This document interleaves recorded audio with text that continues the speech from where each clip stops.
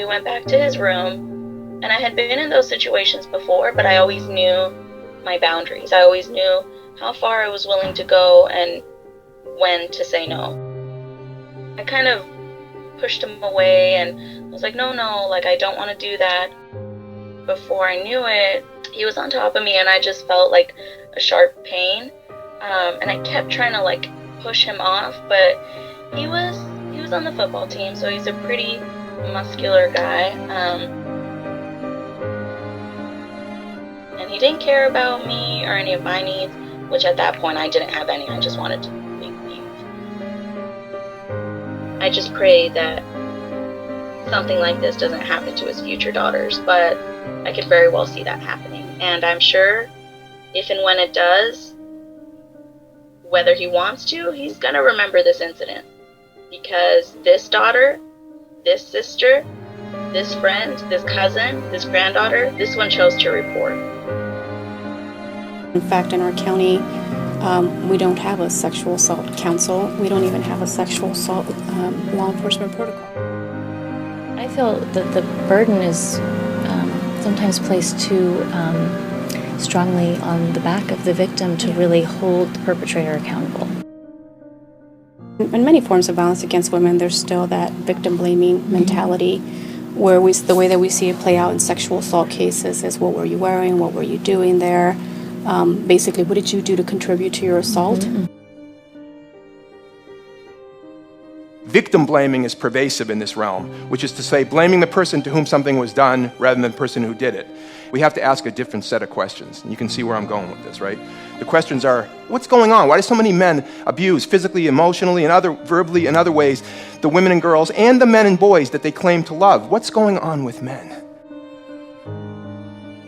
What I've seen since I have been in this role at San Jose State University is we've had an increase in students unable to navigate healthy relationships. So that could mean dating violence or domestic violence, intimate partner violence, but something's askew in finding like appropriate boundaries and communication, like healthy communication.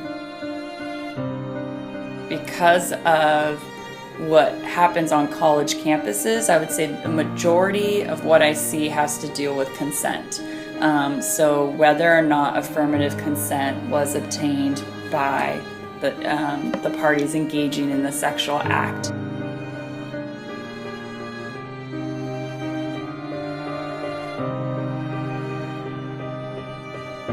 When you have a mass group of people changing behavior, that could lead to culture change, which is ultimately what we would ideally want, but that's a lot of work and can kind of be a circular motion.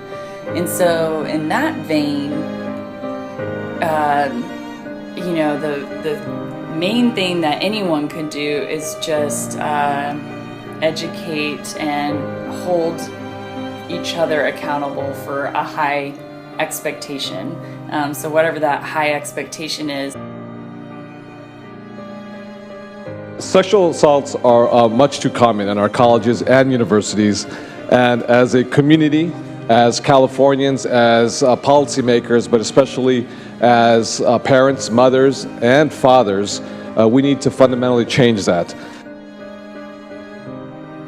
Through the creation of this video, we have found that violence against women on college campuses not only severely affects female students, but also their families and friends. With that being said, we believe in order to successfully fight this issue and create cultural change, you and I, as members of this community, must get involved.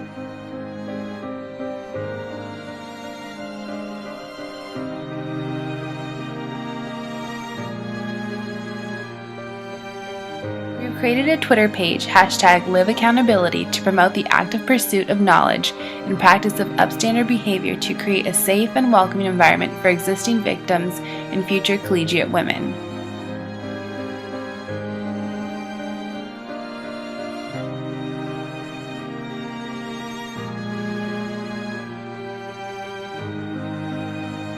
We invite you to post photos, comments, and view those we have posted.